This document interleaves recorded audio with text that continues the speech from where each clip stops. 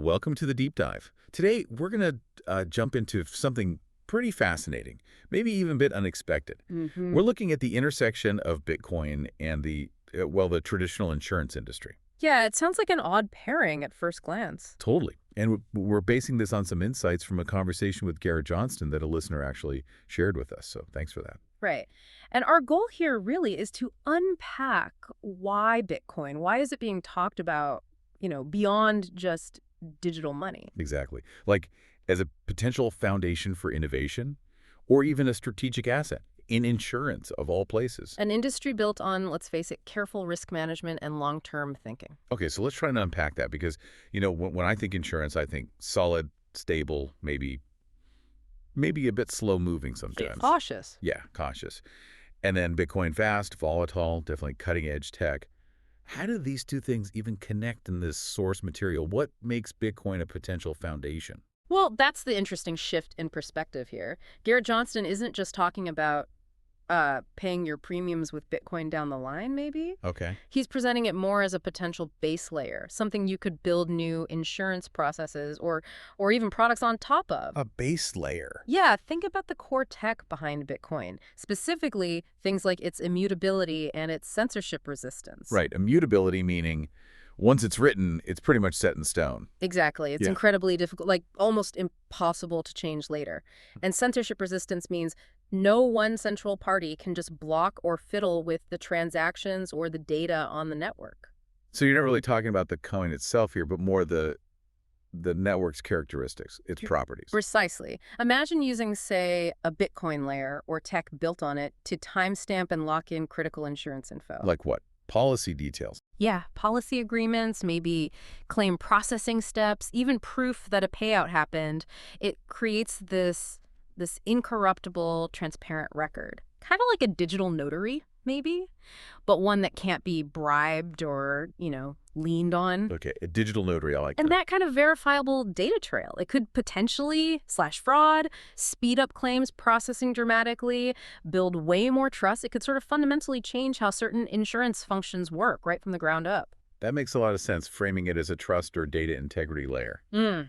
But the source also mentioned Bitcoin as a strategic asset for the insurance companies themselves. Right. Like actually holding it. Right. On their balance sheet. That still feels, it feels like a stretch for these really risk-averse companies managing huge pools of money. How's that supposed to work? Yeah, and that's a really important portion. So insurance companies, they have to hold enormous sums, right, to pay claims that might not come due for, decades. Decades, yeah.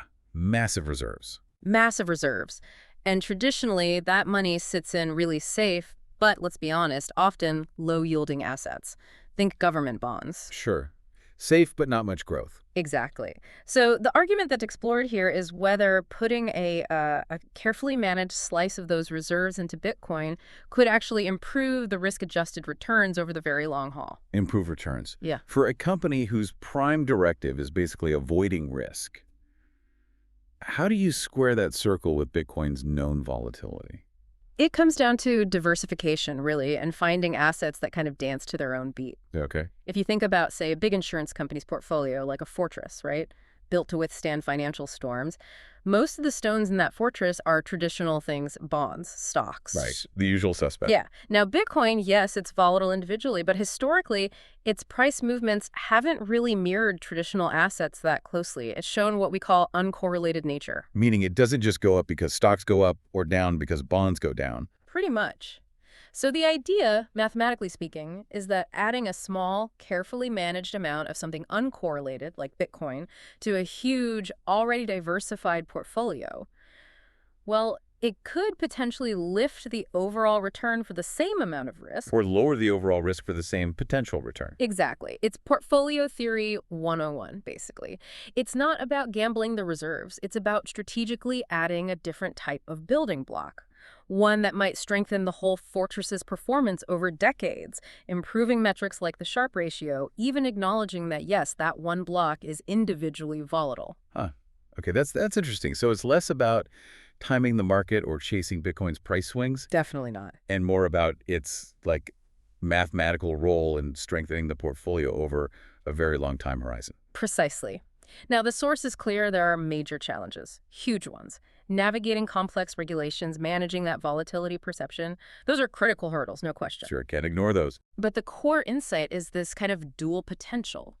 Bitcoin as a base for innovation in processes and data, and Bitcoin as this unique strategic asset that could enhance long-term financial health for these institutions. Okay, so wrapping this up for you, the listener, Yeah. we've taken a deep dive into how Bitcoin's being looked at not just as money, but maybe as this foundational layer for insurance innovation. Using its network properties. Right, and also as a strategic asset, potentially improving those big institutional portfolio returns through diversification. Yeah. But, and it's a big but, with those real regulatory and volatility challenges front and center. So the final thought maybe is this. Given that potential upside, better long-term returns, real innovation in an industry absolutely laser-focused on managing risk, Yeah. how does a traditional risk-averse industry like insurance even begin to think about adopting something as new, as volatile, but maybe as transformative as Bitcoin responsibly? That's the multi-billion-dollar question, isn't it? It really is. It's a complex balance, needs super long-term thinking, very careful steps. Absolutely. Definitely food for thought there. Well, if you found this dive interesting, please do follow, like, and share it. We'd appreciate it. And you can follow What Bitcoin Taught Me on Twitter, X, Yep. Noster, Bluesky, Threads, Instagram, Facebook, and LinkedIn. We're pretty much everywhere.